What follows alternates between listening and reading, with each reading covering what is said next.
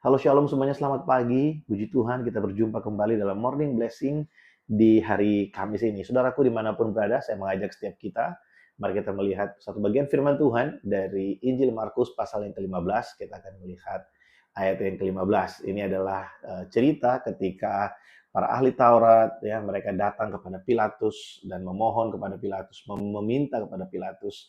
Mereka menuntut supaya Yesus diadili, Yesus dihukum. Saya akan bacakan bagi setiap kita. Markus pasal yang ke-15, ayat yang ke-15, demikian firman Tuhan. Dan oleh karena Pilatus ingin memuaskan atau menyenangkan hati orang banyak itu, ia membebaskan Barabas bagi mereka, tetapi Yesus disesahnya lalu diserahkannya untuk disalib. Saudara, Pilatus memilih untuk menyenangkan hati orang banyak, memuaskan hati orang banyak itu. Seperti yang kita tahu ya, kalau pada saat itu Pilatus tidak mengikuti keinginan mereka, maka dia akan kehilangan suara, kehilangan dukungan dari orang banyak yang menuntut Yesus untuk dihukum.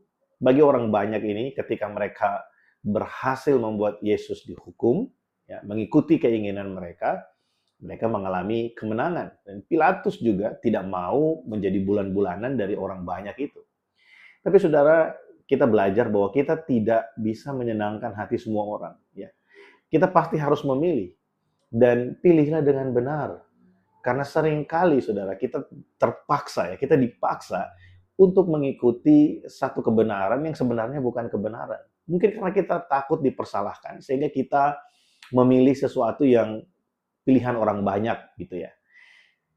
Tapi kalau kita mau renungkan lebih jauh, saudara, Tuhan Yesus disalibkan tanpa melakukan kesalahan apa-apa.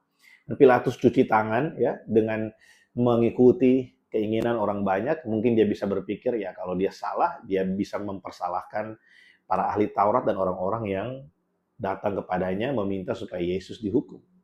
Dan buat orang-orang yang meminta supaya Yesus dihukum, ketika Yesus benar-benar disalibkan, buat mereka itu adalah sebuah kemenangan. Mereka merasa mereka menang. Karena apa yang mereka mau, akhirnya mereka dapatkan. Tapi coba kita renungkan lebih jauh, saudara. Yesus mati di kayu salib. Benar, tapi setelah itu, Yesus bangkit dari kematian. Menunjukkan bahwa Allah ada di pihak dia. Menunjukkan bahwa Allah membela orang yang benar.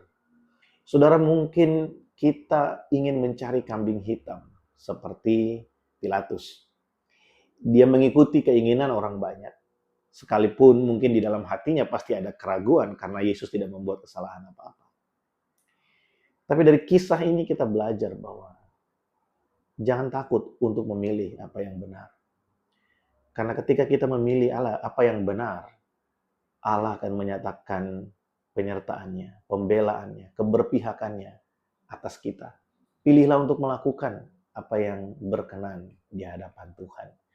Jangan seperti Pilatus yang memilih untuk menyenangkan hati orang banyak, namun pada akhirnya dia melihat pilihan yang dia buat adalah sesuatu yang salah.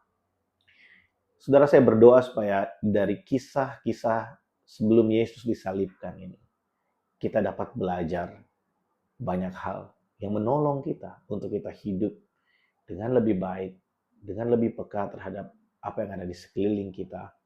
Kita hidup dengan lebih berhikmat, supaya kita tidak melakukan kesalahan-kesalahan seperti yang dilakukan oleh orang-orang yang ingin menyalibkan Yesus dan yang membuat keputusan pada saat itu. Biarlah perenungan di hari Kamis ini menjadi berkat bagi setiap kita. Selamat beraktivitas, Tuhan Yesus memberkati. Shalom.